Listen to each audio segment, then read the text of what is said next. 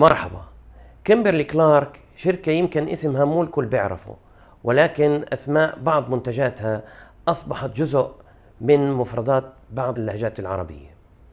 مثلا كلمة كلينكس في الخليج معناتها المحارم الورقية، اللي احنا هون في الأردن بنسميها فاين. طبعا شركة نقل هي اللي بتنتج منتجات فاين. طيب ايش قصة شركة كيمبرلي كلارك وما علاقتها بموضوع حلقات هذه السلسلة وهو مستوى القيادة الخامس؟ خلينا نشوف.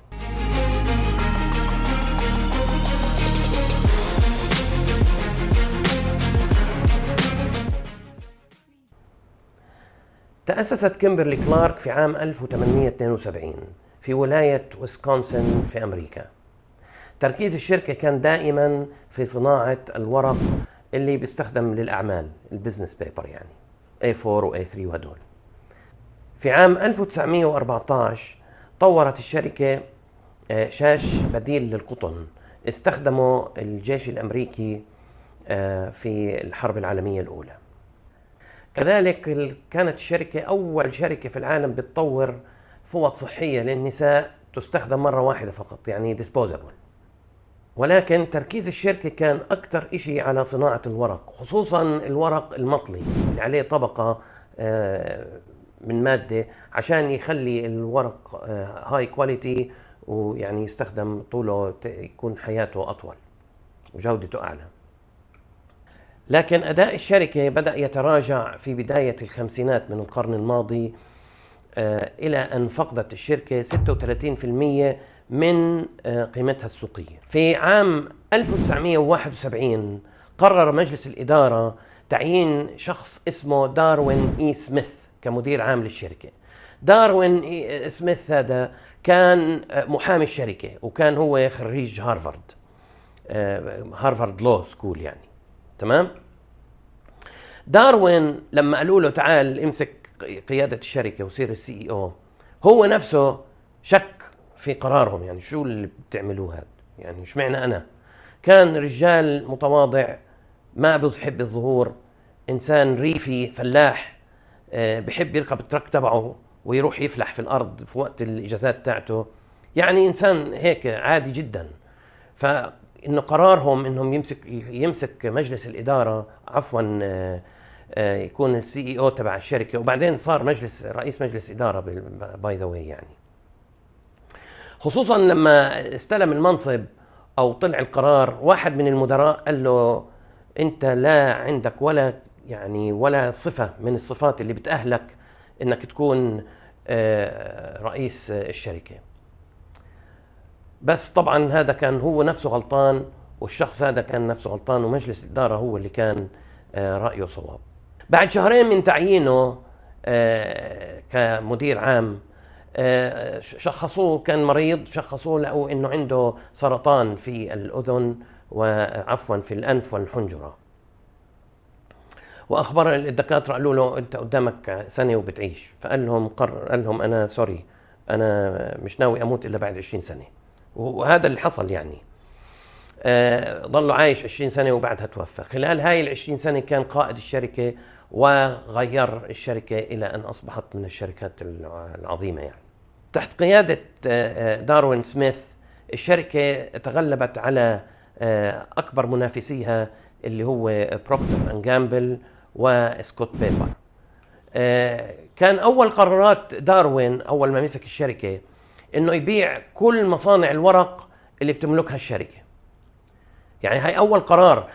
غير يعني هو قرر إنه يغير الصناعة اللي بيشتغلوا فيها، إنه بدهمش يشتغلوا في الورق أو يقللوا الورق، بدهم يدخلوا في منتجات تانية.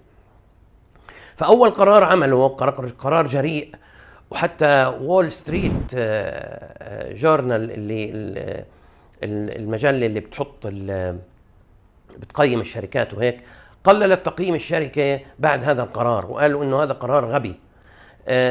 ولكن داروين ما همه ومشي في القرار وبدأ يبيع المصانع كلها، وبالعكس بدأ بالمصنع الأهم، وهو المصنع اللي اتسمت فيه الشركة من وراه، اللي هو مصنع منطقة مدينة كيمبرلي في ولاية ويسكونسن. باع هذا المصنع يعني عشان يقطع كل خلينا نقول الايموشنال اتاتشمنت بين الموظفين والمصنع هذا، ويحدد المسار للشركة. مش بس هيك، قرر يدخل بمنافسة مع بروكتر اند جامبل وسكوت بيبر. بقول لك احنا بدنا ندخل منافسة مع هدول الناس وننافسهم، يا اما بنفشل وبنسكر الشركة، يا اما بنكون شركة رقم 1 في العالم بهاي المنتجات. دخل داروين سميث في منافسة شديدة مع بروكتر اند جامبل وسكوت بيبر، وبدأ ينافسهم في منتجاتهم. مثلا بروكتر اند جامبل بيعملوا بامبرز اللي هو الحفاض تبع الاطفال، هو عمل هاجيز بعد فتره صار نمبر 1 شو اسمه دايبرز في العالم او حتى في امريكا. يعني حاليا كيمبرلي كلارك استطاعت ان تتغلب على 6 من منتجات بروكتر اند جامبل ال8. مش بس هيك، كيمبرلي كلارك كمان اشترت سكوت بيبر اللي هو واحد من اكبر منافسيها، فصارت سكوت بيبر جزء من امبراطورية كيمبرلي كلارك. الاستحواذ هذا حصل في عام 95، بذلك انتجت كيمبرلي كلارك عائدات تراكمية للاسهم كانت اكبر من 4.1 مرات من عوائد السوق العالمية، متفوقة على الشركات القوية مثل هيلوت باكارد، 3M وكوكا كولا وجنرال الكتريك. يعني العائدات تبعتها فاقت هدول الشركات بفترة من الفترات. الرسم البياني ببين اللي شايفينه انه الشخص اللي استحوذ على او اشترى السهم بدولار بعام 71، السهم صار $39.87 في عام 91، اللي هي الفترة اللي قاد فيها داروين سميث الشركة. طب ايش اللي خلى داروين سميث يصنع هذا النجاح؟ بمعنى آخر، ما هي الصفات التي جعلته يتميز عن غيره ليستطيع أن يحول الشركة من شركة جيدة إلى شركة عظيمة؟ داروين سميث كان يجمع بين المزيج المتناقض من كونه متواضع ولكنه عنيد وعنده إرادة مهنية عالية جدا. إيش يعني إرادة مهنية عالية؟ يعني إيش معناتها؟ كيف نفسرها؟ أن يكون لدى الشخص إرادة مهنية عالية هو أن يعمل الصح دائما حتى لو كان في ضرر عليه، وأن يكون لديه شفافية عالية، وأن يكون عنيد في ذلك كله. يعني لما مثلا قرار داروين سميث انه يسكر مصانع الورق ويتجه الى منافسة بروكتر اند جامبل وسكوت بيبر، هذا كان قرار عنيد وهيك، بس هو كان الصح. اذروايز الشركة كانت رح تفلس لانها كانت في انحدار، 36% كانت خسرانة من السوق. مثال على ذلك، كان داروين وهو شاب صغير يدرس، كان يشتغل الصبح ويدرس بالليل. كان في يوم وهو بيشتغل الصبح انقطع اصبعه بالشغل، ما همه يعني ما هموش هذا الاشي، ترى راح تعالج وراح درس بالليل وتاني يوم داوم الصبح. فهذا بيرجيك قديش عنده إرادة مهنية قوية جدا وعند. تمام؟ فإذا هي صفاته الشخصية هي اللي بتخليه شخص ناجح أو قائد ناجح. كتير منا بيعرف لي ياكوكا وجاك ويلش، ستانلي جولت وآل دونلاب، هذا عشان هم كانوا يحبوا الظهور وكانوا يطلعوا يعني لقاءات صحفية وانترفيوز تي في انترفيوز وهيك. بس هذا مش خطأ انه الواحد يطلع ويحب الظهور، مش غلط. المهم انه ما يدخل الغرور في قلبه، هذا اهم شيء. اما في حالة داروين سميث ما حدا بيعرف عنه الا اذا انت بحثت عنه، لانه ببساطة تجنب الانتباه والشهرة.